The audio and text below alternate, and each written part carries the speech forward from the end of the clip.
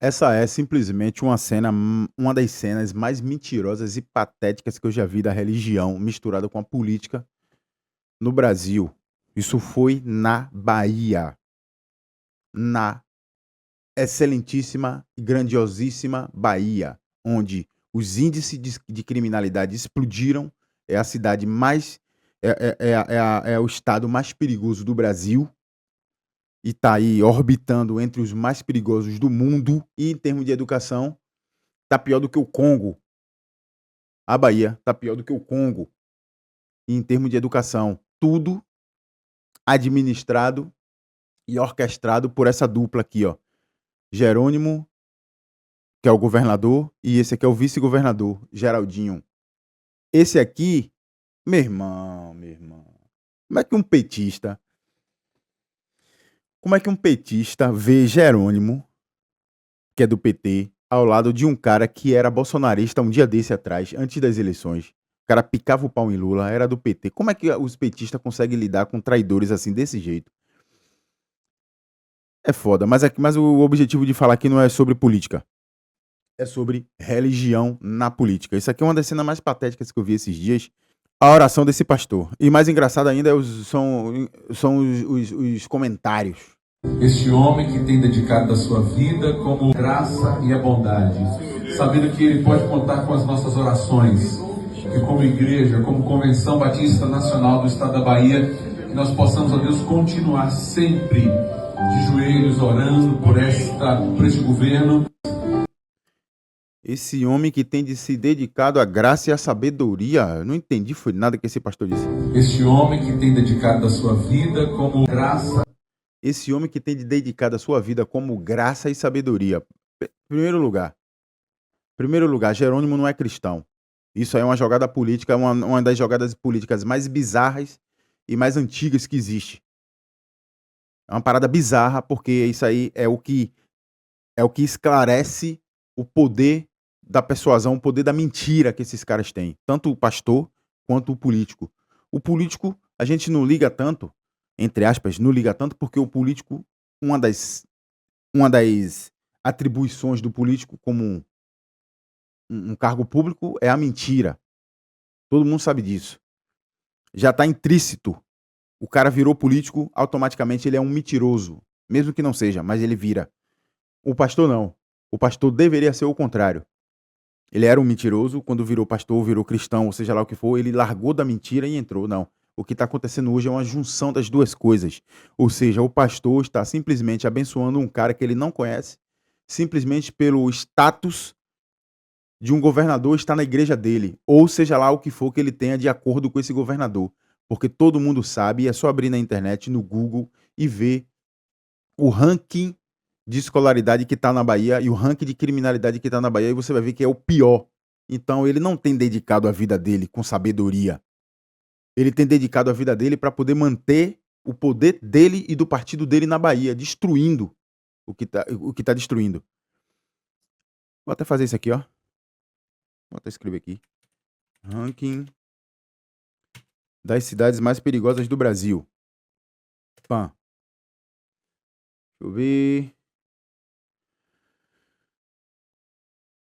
Só aqui, do primeiro ao quarto aqui, pra gente não demorar muito aqui nesse coisa aqui, do primeiro ao quarto, lógico que o ranking é maior, mas do primeiro ao quarto aqui, 3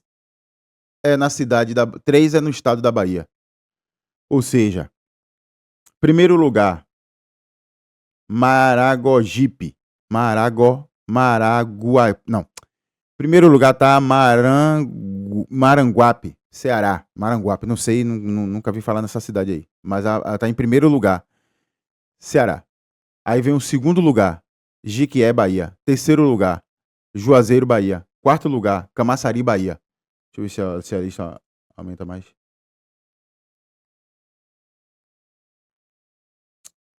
Porra, não tem aqui a lista aqui, ó, pronto. Do primeiro ao 10º. A gente falou o quarto lugar, que é Camaçari, Bahia.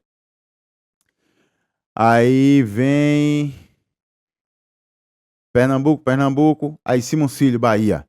Aí Ceará, Bahia.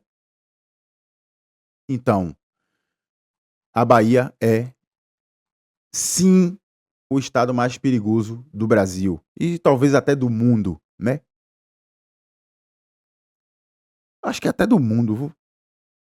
Acho que até do mundo, porque se a gente for parar para analisar no México, o México é um país gigantesco também. Se a gente for parar para analisar no México, a criminalidade no México tá concentrada nos cartéis. Então, não é uma cidade que você vai que você, pô, é perigoso pra caralho. É o estado inteiro. O México é um narco-estado. Então, a Bahia, o Brasil não. O Brasil tem as facções dominando cada setor.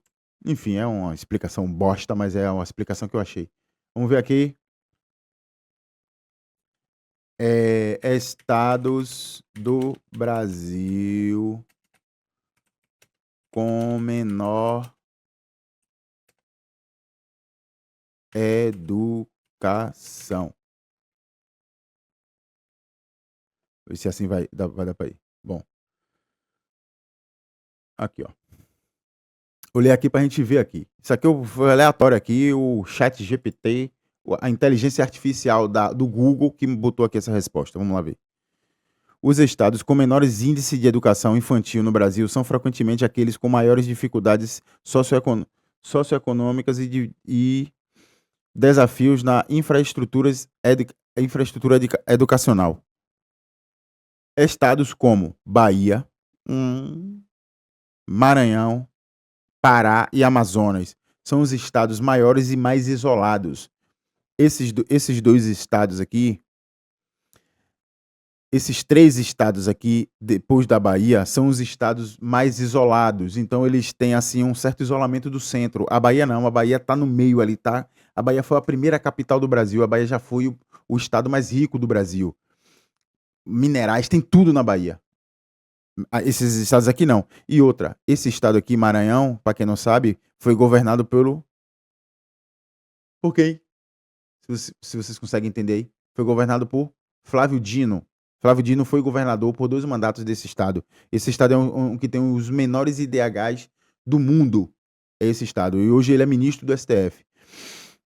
Frequentemente aparece nas últimas colocações avaliações de alfabetização e outros indicadores educacionais.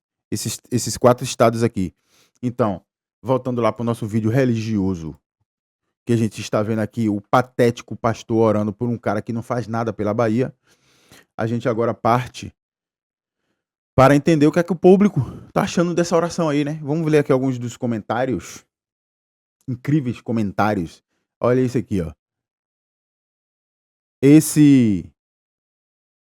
Cadê? Essa igreja deve ter recebido um dízimo excelente. Pois é, né? Um dízimo de um governador, né? Mas o governador não ganha. O governador, ele não ganha muito, não, pô. Ele deve ganhar uns 20, 25 mil, 30 mil.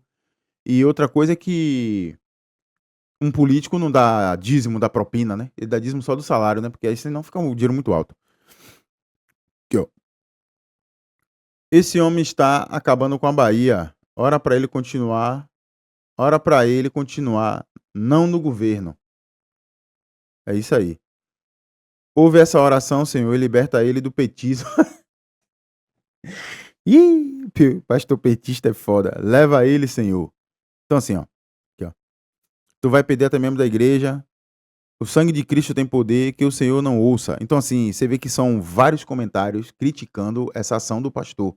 Em primeiro lugar, que igreja não é lugar de política. Isso aí a galera inventou isso quando as igrejas começaram a aumentar os membros e os políticos começaram a notar que os pastores tinham um poder persuasivo infinito sobre os fiéis, os quais qualquer coisa que eles falassem, os fiéis iam acreditar e aí se coligaram e viraram políticos. Várias, e quem começou isso logicamente foi a Universal, né?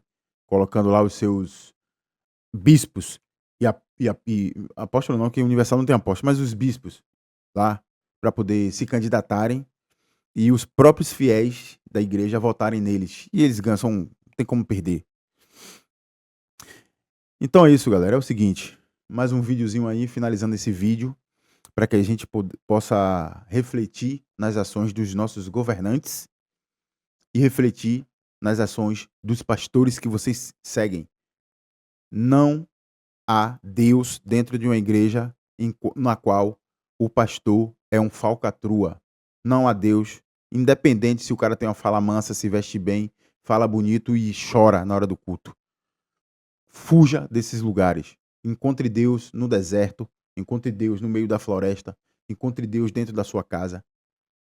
Mas lá nessas igrejas aí, Deus certamente não está. Onde tem um político envolvido com corrupção, onde tem um político que destrói o seu estado simplesmente pelo poder, simplesmente por estar no poder, certamente que Deus não está lá dentro. Falou? Show!